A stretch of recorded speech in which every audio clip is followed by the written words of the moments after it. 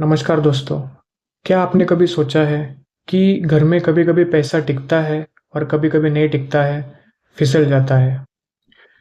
इसका कारण आज हम एक कहानी से समझेंगे और उस कहानी का तात्पर्य भी समझेंगे।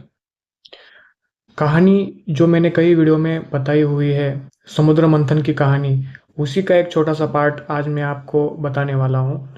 बहुत ही अच्छा वीडियो होने वाला है ये और बहुत ही अच्छी लर्निंग आपको मिलेगी।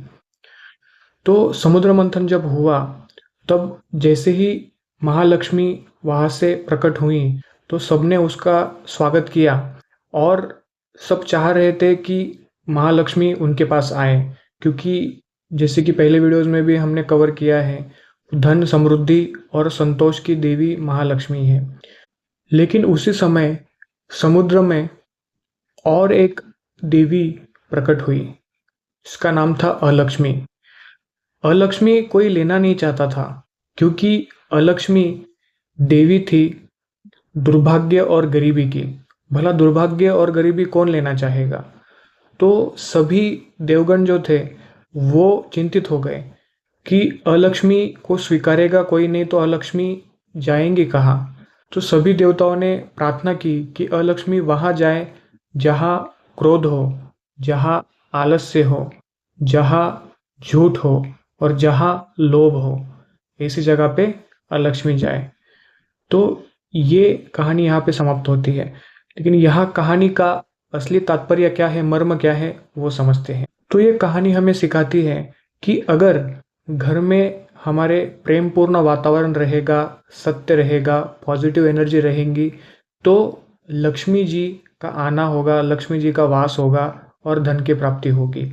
और जिस घर में लड़ाई झगड़े होते हैं, जिस घर में सभी लोग आलस्य से भरे होते हैं, आलसी होते हैं, क्रोध ज़्यादा होता है, लालच बहुत ज़्यादा होता है, झूठ पे झूठ बोला जाता है, ऐसे घर में अगर नेगेटिव एनर्जी पूरी रहेगी, तो वहाँ पे लक्ष्मी जो है वो चली जाएंगी, वहाँ पे अलक्ष्मी का वास रहेगा। और जैसे ही अलक्ष्मी का वास रहेगा, वैसे ही गरीबी, दारिद्र्य जिसे कहते हैं, वो आना शुरू हो जाएगा। और उसकी वजह से जो जीवन है वो शांतिपूर्ण नहीं रहेगा, वहाँ पे असंतोष आएगा। और जीवन में जब असंतोष आ जाता है, तो जीवन ही पूरी तरह से खराब हो जाता है और जीवन जीने की इच्छा भी है जो है वो कम हो जाती है। तो आसान सा, इस कहानी का आसान सा एक ही मतलब है कि घर में पॉजिटिव एनर्जी होनी चाहिए और प्रेमपूर्ण वातावरण होना चाहिए।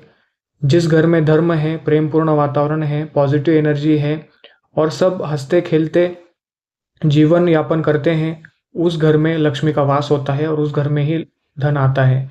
तो आगे से ध्यान रखें, जब भी घर में झूठ बोला जाए, लालच दिखाई पड़े, क्रोध दिखाई पड़े, तो कोशिश करें कि कम से कम ये सब चीज़ें घर में हो और अलक्ष्मी का वास आपके घर में ना हो पाए। आशा करता हूँ इस कहानी के माध्यम से आपको समझ में आया होगा कि लक्ष्मी और अलक्ष्मी ऐसी दो शक्तियाँ हैं और वो किस प्रकार घर में वास करती हैं। मिलते हैं नेक्स्ट वीडियो में किसी नई लर्निंग के साथ में। तब तक keep learning, keep growing. Bye.